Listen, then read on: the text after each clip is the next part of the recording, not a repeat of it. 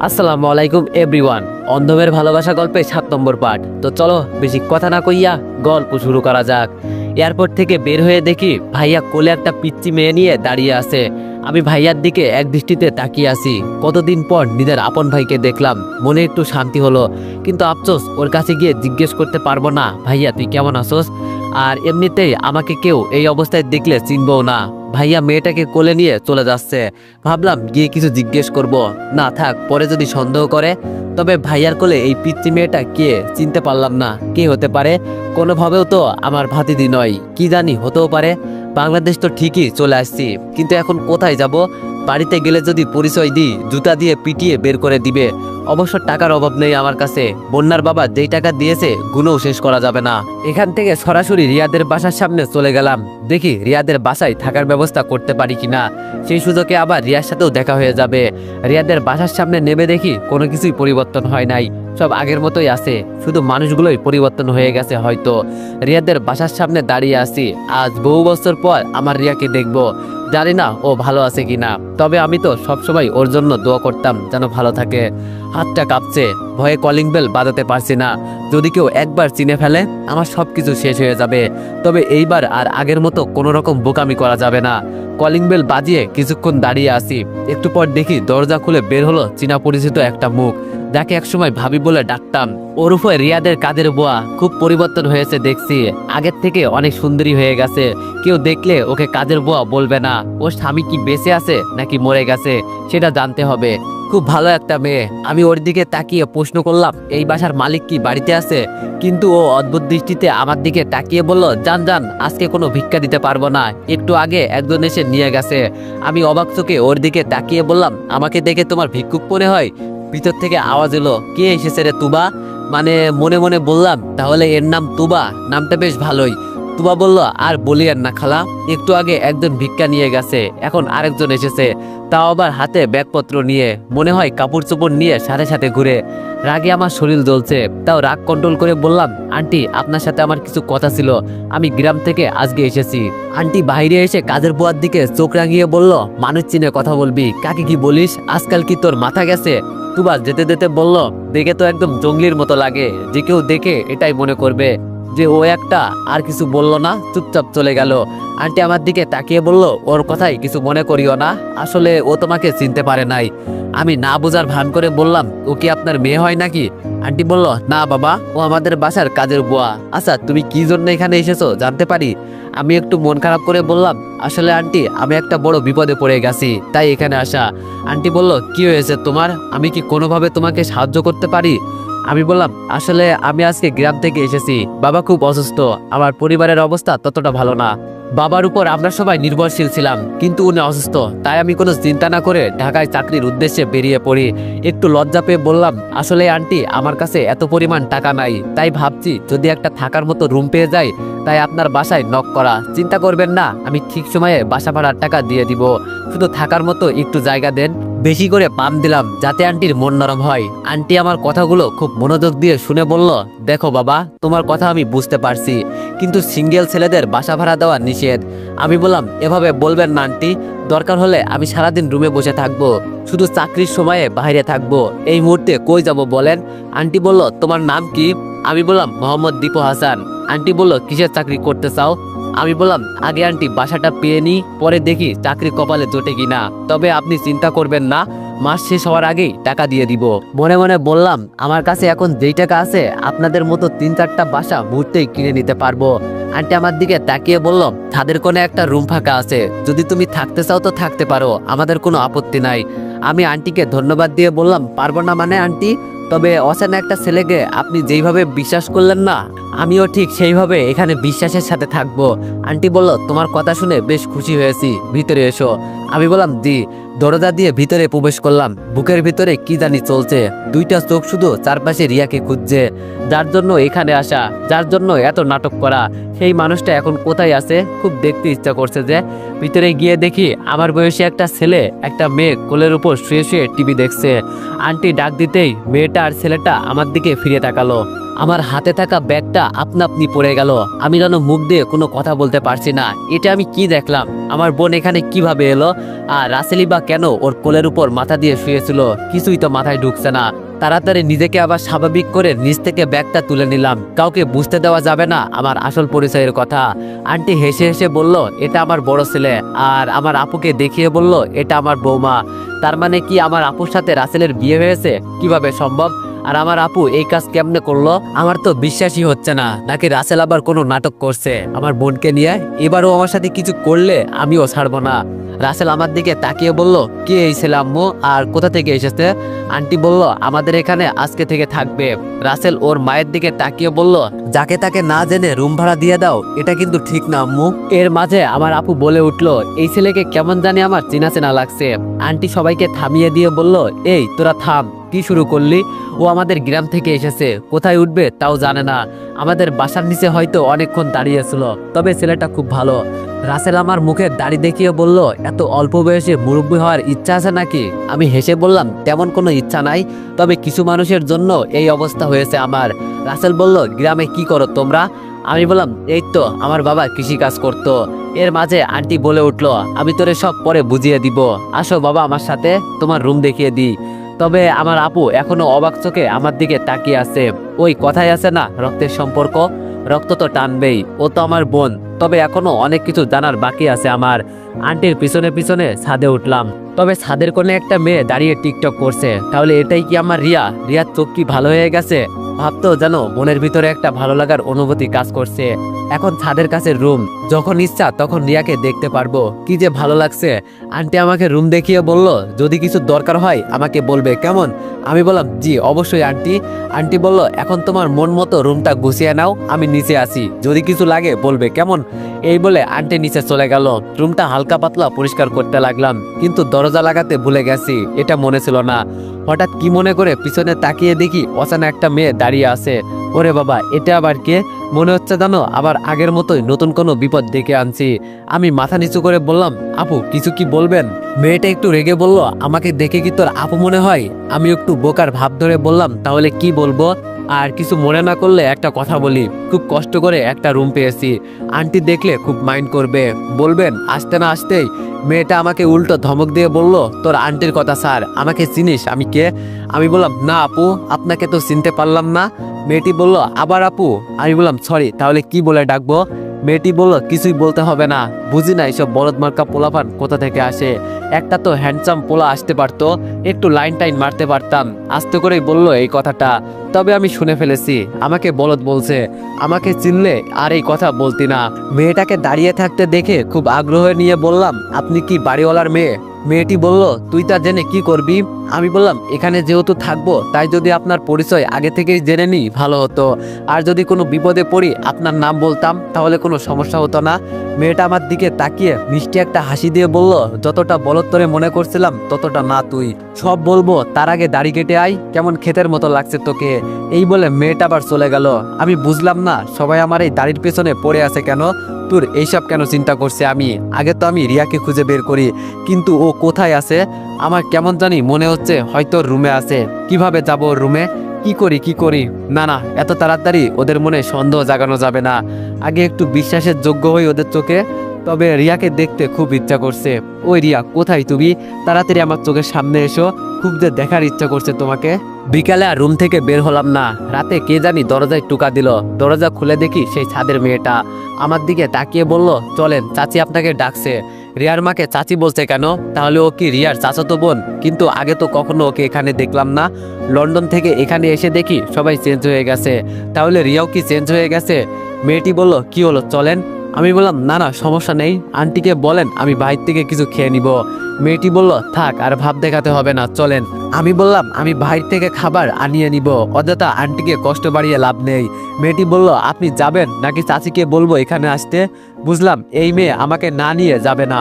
কি আর করব, আমি ওর পিছন পিছন যেতে লাগলাম। নিচে নেমে দেখি সবাই টেবিলে বসা আছে, কিন্তু রিয়া নাই। এটা দেখে মনটা আবার খুব খারাপ হয়ে গেল। যার জন্য এত কিছু করছি সে কোথায়? সেই আসছি থেকে দেখতে পারছি না। আচ্ছা, আন্টিকে জিজ্ঞেস করে দেখবো? আরে না, এখন জিজ্ঞেস করলে ওরা আমাকে সন্দেহ করবে।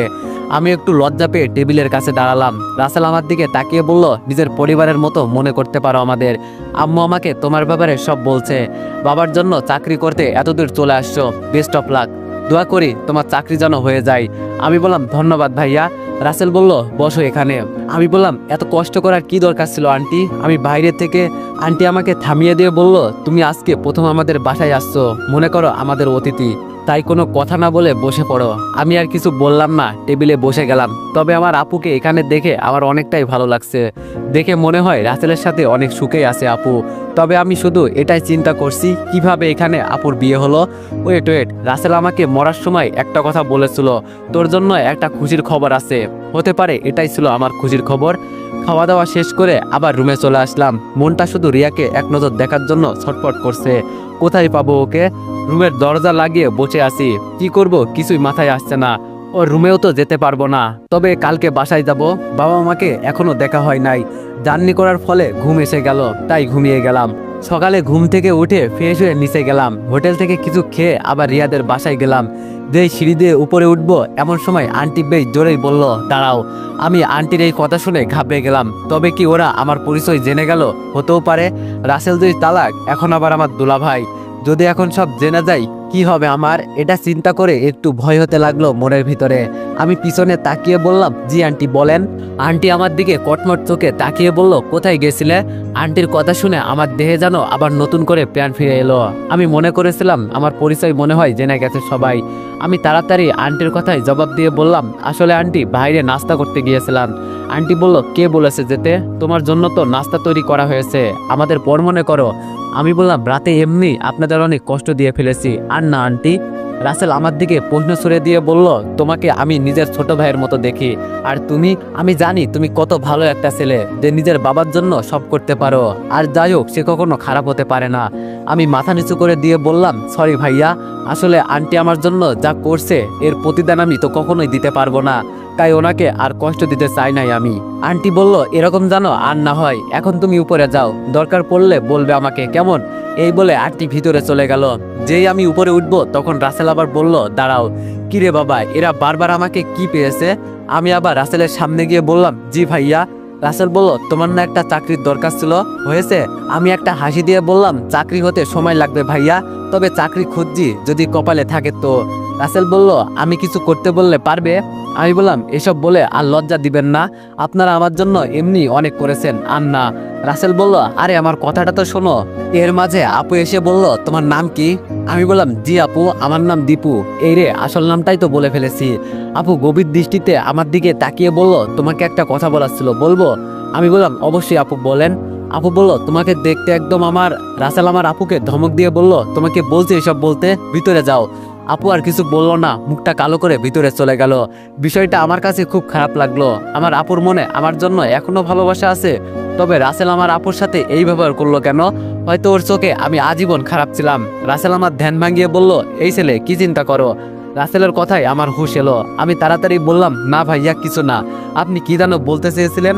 রাসেল বলল ও হ্যাঁ মনে পড়েছে, দেখো তোমারও একটা চাকরির দরকার, আমারও একটা লোক দরকার, তুমি যদি চাও তো। আমি বললাম বুঝে গেছি, আর বলতে হবে না, কি কাজ করতে হবে বলেন আমাকে। রাসেল বলল এই ধরে নিতে পারো বডিগার্ড, ড্রাইভার, মনে করো এক কথায় যখন আমার বোনের যা দরকার তাই হতে হবে। রাসেলের বোন মানেই তো রিয়া। আহা কি আনন্দ যে লাগছে আমার, শেষ পর্যন্ত আমি রিয়ার বডিগার্ড হব, কি ভাগ্য যে আমার। আমি খুশি মনে বললাম আপনারা আমাকে এখানে থাকার জায়গা দিয়েছেন, আপনার কথা কি আমি ফেলতে পারি? অবশ্যই আমি এই কাজ করব। রাসেল বলল গুড, বেতন নিয়ে তোমাকে চিন্তা করতে হবে না। গাড়ি চালাতে পারো কি? আমি বললাম পারি। রাসেল বলল তাহলে তো হয়েই গেল, আর কোনো কথাই নেই। দাঁড়াও তোমাকে আমি আমার বোনের সাথে পরিচয় করিয়ে দিই।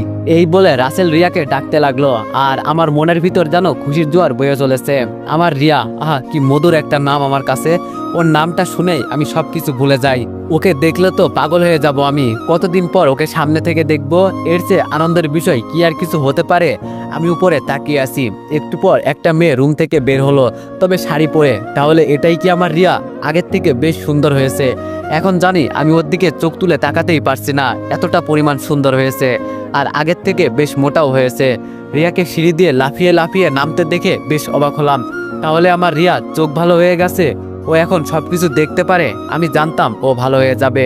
আচ্ছা ওর মনের ভিতর কি আমার জন্য ভালোবাসা আছে? এই উত্তরটা আমার কাছে জানা নেই। হয়তো এক আকাশ পরিমাণ আমার উপর ঘৃণা ওর আছে, এটা আমি শিওর। রাসেল ওর বোনের দিকে তাকিয়ে বলল আরে আস্তে নাম, পড়ে যাবি তো। রিয়া ওর ভাইয়ার দিকে তাকিয়ে বলল, ভাইয়া আমার কিছুই হবে না, আর আজকে আমি অনেক অনেক খুশি। এই বলে রিয়া গিয়ে রাসেলকে জড়িয়ে ধরলো। রাসেল ওর বোনকে ছাড়িয়ে ওর দিকে তাকিয়ে বলল, আমার বোনটা আজকে এত কেন খুশি, জানতে পারি কি? রিয়া বলল, ভাইয়া আজকে ও আমার ভালোবাসা গ্রহণ করেছে। রাসেল বলল, কে, ওই সাইমন নাকি? রিয়া বলল, ভাইয়া, ও আমার ভালোবাসা গ্রহণ করেছে, অনেকদিন ওর জন্য অপেক্ষা করছি আমি। রিয়ার এই কথা শুনে আমার পুরো পৃথিবীটা উল্টো দিকে ঘুরতে লাগলো। যার জন্য এত দূর আসা, যার জন্য আজও বেঁচে আছি, একটু ভালোবাসা পাওয়ার জন্য পুরো সমুদ্র পার হয়ে এসেছি। ওর মুখের দিকে তাকিয়ে যেন আমার শান্তি মিলে। আর এতদিন পর এখানে এসে এই সারপ্রাইজ পেলাম। আমি ছাড়া রিয়া অন্য কাউকে পছন্দ করে ভেবে যেন চোখের কোণে পানি এসে গেল, শুধু কান্না করতে পারছি না। রিয়াকে আমি এত ভালো মনে করতাম, আর ও, আরে এখানে ভুল হয়তো আমার ছিল, আমি ওর থেকে দূরে সরে গেছি। এটাই কি আমার ভুল? আমি তো ইচ্ছা করে করি নাই, আর রিয়া তো আমাকে মৃত্যুর মুখে ঢেলে গেছে। ও কিভাবে এটা করতে পারলো? একটু কি আমার জন্য ওর মনে ভালোবাসা ছিল না? মানছি আমি একটা ভুল করে ফেলেছি, তাই বলে এত বড় শাস্তি আমাকে দিবে? খুব কান্না করতে ইচ্ছা করছে আজকে। রাসেল আমার গায়ে হাত দিয়ে বলল, এই ছেলে কি চিন্তা করো? আমি চোখের পানি লুকিয়ে বললাম, কিছু না ভাইয়া। রাসেল বলল, আচ্ছা সেই সব ছাড়ো, এ হলো আমার ছোট বোন রিয়া। রিয়া আমার দিকে তাকিয়ে বলল, এই গাইয়া ভূত কোথা থেকে আমদানি করলি ভাইয়া? রিয়ার কথাটা শুনে মনের ভিতর অনেক বড় একটা আঘাত পেলাম। এতটা পরিমাণ রিয়া চেঞ্জ হয়ে গেছে, আর আমাকে গাইয়া ভূত বলল। একটা মানুষের এত পরিবর্তন কিভাবে, এটা ভেবে আমার খুব কষ্ট হচ্ছে। রাসেল রিয়াকে থামিয়ে দিয়ে বলল, আজকে থেকে ও তোর গাড়ির ড্রাইভার আর বডিগার্ডও, সবসময় তোর সাথে থাকবে। আমার একটাই মাত্র বোন, আমি চাই না ওর কোনো ক্ষতি হোক। রিয়া আমার দিকে তাকিয়ে বলল, ভাইয়া ওর চেহারার দিকে একবার তাকিয়ে দেখ, আমার বডিগার্ড হবে ও। সি ভাইয়া, তোর কি নজর খারাপ? রাসেল এবার রিয়াকে ধমক দিয়ে বলল, রিয়া এবার বেশি হয়ে যাচ্ছে, আমি যা বলছি তাই শোন, বেশি কথা বলিস কেন? রিয়া রাসেলের কথার উত্তর দিয়ে বলল, ভাইয়া এটা কি বেশি জরুরি? রাসেল বলল, দেখ বোন, একবার আমি। রিয়া ওর ভাইয়ের মুখে হাত দিয়ে বলল, নতুন করে জীবন শুরু করেছি আমি, তুই কি চাস আমি কষ্টে থাকি? আমার বুকের ভিতরে যেন আবার কাটা ঢুকলো মনে হচ্ছে, যে আঘাত সহ্য করতে পারছি না। তাহলে রিয়া কি আজও আমাকে মাফ করতে পারে নাই? এটা চিন্তা করে খুব কষ্ট লাগলো। রাসেল ওর বোনের দিকে হাসি মুখে তাকিয়ে বলল, লক্ষ্মী বোন আমার, এইসব তোর সেফটির জন্য, বুঝছিস না কেন? এর মাঝে আমি বলে উঠলাম, ভাইয়া আমাকে যদি আমার কাজ বুঝিয়ে দিতেন। রাসেল বলল, এইসব নিয়ে তোমাকে চিন্তা করতে হবে না, সব বুঝিয়ে দিবে আমার বোন, তুমি শুধু ওর সাথে থাকবে, কেমন? আর কিছুই করতে হবে না, মানে ওকে যে করেই হোক তোমাকে যে কোনো বিপদ থেকে বাঁচিয়ে আনতে হবে।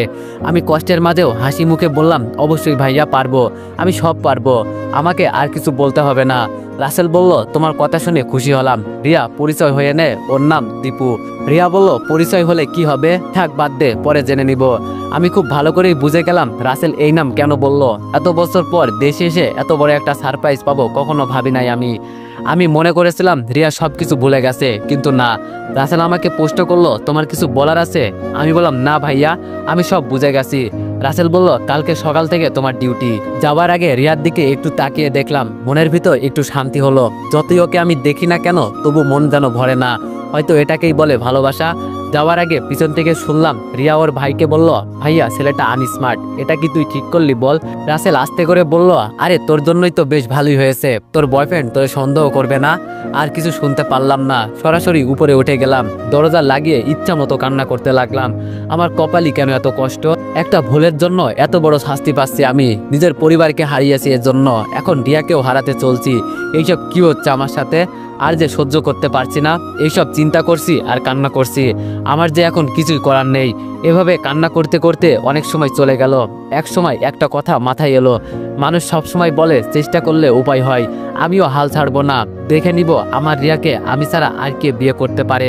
রিয়া শুধু দীপুর, যদি রিয়ার জন্য যুদ্ধ করতে হয় তাও করব, আর যদি রিয়া না মানে জোর করে ওকে বউ বানাবো। এক কথায় আমি ছাড়া রিয়ার কারোর হবে না, দরকার হলে যা দরকার তাই করব। এগুলো বলেও মনকে সান্ত্বনা দিতে পারছি না, চোখ দিয়ে শুধু পানি পড়ছে। দেখতে দেখতে বিকাল হয়ে গেল। বিকালে কাজের মেয়েটা এসে ডেকে গেল, কিন্তু গেলাম না, মন খারাপ এমনিতেই আমার। এখন রাত প্রায় 12টা, কিছুতেই চোখে ঘুম আসছে না। একটা সিগারেট হাতে নিয়ে ছাদের এক কোনায় দাঁড়িয়ে সিগারেট খাচ্ছি, আর মনের কষ্ট দূর করার চেষ্টা করছি। আমার ভাবনা চিন্তার বাইরেও রিয়া অনেকটাই পরিবর্তন হয়ে গেছে, কিন্তু ওর বয়ফ্রেন্ডকে আমার আগে খুঁজে বের করতে হবে। আর রিয়াই বা ওর জন্য এত পাগল কেন? হঠাৎ পিছন থেকে একটা মেয়ে বলল, এই সাহেব কি করা হচ্ছে এখানে, তাও আবার এত রাতে। আমি বেশ ভয়ে পিছনে তাকিয়ে দেখি সেই দিনের ছাদের মেয়েটা, কিন্তু ও এত রাতে এখানে কি করছে। আমি তাড়াতাড়ি সিগারেটটা হাতের মুঠোয় নিয়ে নিলাম। তাদের আলোয় যেন সবকিছু ঝিকিমিকি করছে, সবকিছু যেন দিনের আলোর মতো পরিষ্কার দেখা যাচ্ছে। মেয়েটা আমার দিকে তাকিয়ে বলল, হাত থেকে সিগারেট ফেলুন, হাতটা তো পুড়ে যাচ্ছে। আমি ওর কথায় হাত থেকে সিগারেট ফেলে দেখি সত্যি অনেকটা পুড়ে গেছে। মেয়েটি বলল, সিগারেট খাচ্ছেন খান, আমাকে দেখে লুকানোর কি হলো, কতটা হাত পুড়ে গেল এখন আপনার। আমি একটা হাসি দিয়ে বললাম, হাত পুড়ে গেছে আপনি দেখতে পারছেন, কিন্তু ভিতরটা যে জ্বলে পুড়ে শেষ হয়ে যাচ্ছে এটা কাকে দেখায় আমি। মেয়েটা বলল, কি বলতে চান বুঝলাম না। আমি বললাম, প্রিয় মানুষই বুঝলো না, আপনি আর কি বুঝবেন। মেয়েটি বলল, আপনি কিন্তু খুব অদ্ভুত মানুষ, কি সব কথা বলেন মাঝে মাঝে, একদম বুঝি না। আমি ওর দিকে তাকিয়ে বললাম, এত বুঝে কি করবেন। মেয়েটি বলল, আচ্ছা এখন এটা বলেন, এত রাতে আপনি এখানে ছাদে কিসের জন্য আসলেন। আমি মেয়েটার দিকে তাকিয়ে বললাম, পরে বলবো, আগে বলেন আপনি এখানে কিসের জন্য। মেয়েটি বলল, এমনি ঘুম ধরছিল না, এখন বলেন কেউ কি ছেঁকা টেকা দিয়েছে আপনাকে। আমি বললাম, না এমনি কিছু না। মেয়েটা হাসতে হাসতে বলল, লুকাতে হবে না, আমি সব বুঝি, বলেন সমস্যা নেই। আমি বললাম, এইসব শুনে আপনি আর কি করবেন। মেয়েটা বলল, না তাও বলেন, প্রেমের কাহিনী শুনতে আমার বেশ ভালোই লাগে। আমি বললাম, সব কথা সবাইকে বলা যায় না। মেয়েটি বলল, আপনাকে দেখে একদম সাদাসিধা মনে হয়, কিন্তু আপনার ভিতরে এত কিছু। আমি বললাম, শুধু প্রকাশ করি না, সব নিজের ভিতরে লুকিয়ে রাখি। মেয়েটি বলল, দাড়ি কাটেন না কেন, প্রিয়জন ছেড়ে গেছে বলে নাকি। আমি বললাম, না তেমন নয়, তবে। মেয়েটি বলল, থাক থাক আর বলতে হবে না, আমি বুঝে গেছি। আমি বললাম, আমার সাথে কথা বলছেন কেন, তখন না বললেন আমি খ্যাত। মেয়েটি বলল, দেখে তো এমনটাই কিছু লাগে। আমি মন খারাপ করে বললাম, ও। মেয়েটি বলল, আরে আরে মন খারাপ করেন কেন, সব মানুষ কি দেখতে শুনতে একরকম নাকি, আমি তো এমনি মজা করে বলছি এইসব আপনার সাথে। এই মুহূর্তে কে যেন বাড়ি থেকে একটা অদ্ভুত ধরনের শব্দ করলো, যেটা শুনে আমরা দুজনই অনেকটা ভয় পেয়ে গেছি। আমি একটু সামনে গিয়ে দেখতে লাগলাম এখানে কে এসেছে। আরে এ তো দেখি রিয়া এক কোণে দাঁড়িয়ে আছে। তো এভরিওয়ান, তোমরা সবাই দেখি ভিডিওগুলো দেখো, কিন্তু সাবস্ক্রাইব করো না। তোমাদের জন্য এত কষ্ট করে ভিডিও বানাই, তোমরা যদি সাবস্ক্রাইব না করো তাহলে আমার কেমন লাগবে। তো সবাই একটু সাবস্ক্রাইব করে দিও, আর একটু লাইক কমেন্ট বেশি বেশি করে দিও। ধন্যবাদ, আর নেক্সট পার্টের জন্য অপেক্ষা করো।